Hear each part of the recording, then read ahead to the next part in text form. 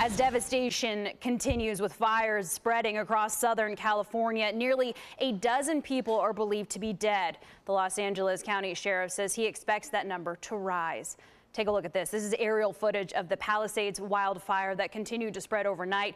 Thousands of firefighters are battling at least 5 sprawling wildfires spread around the LA area. The largest, the Palisades fire in Pacific Palisades, has scorched over 21,000 acres. The Eaton fire in Altadena now stands at more than 13,000 acres.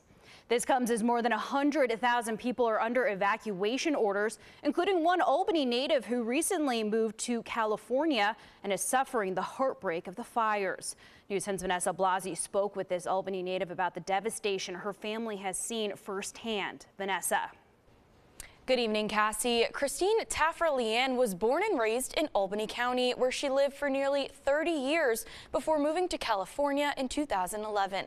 Luckily, her home is okay, but she says her son's home in Altadena was not as lucky. He was there for at least 20 years.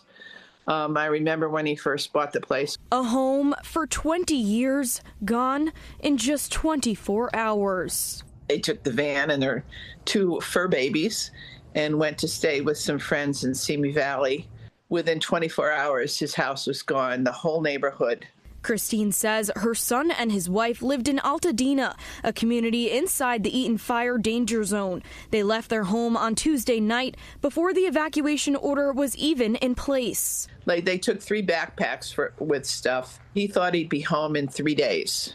But when they returned, this is all that was left of the place they called home. I felt sick to my stomach.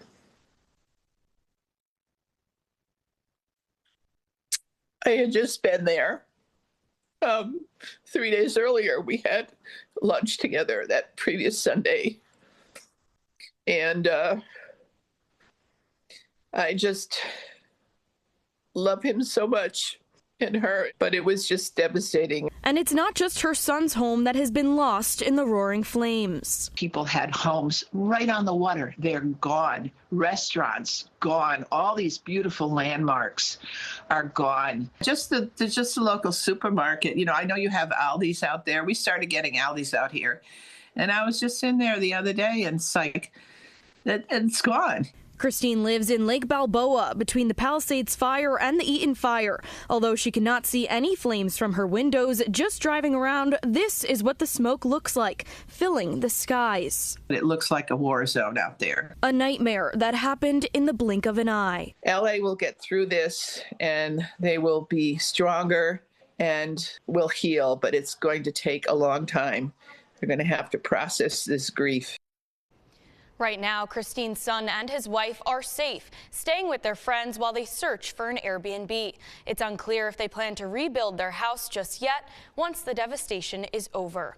Reporting live in studio, Vanessa Blasi, News 10, ABC. Heartbreaking story. Thank you, Vanessa.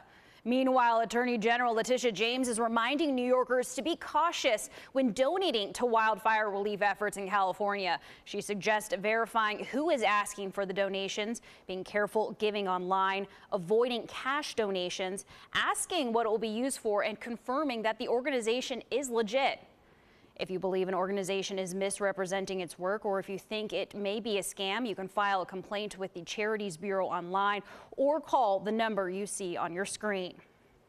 And if you want to assist the victims of the wildfires in a safe way, there are many ways you can help. You can donate to the California Wildfire and Disaster Relief Fund, as well as the American Red Cross and Salvation Army.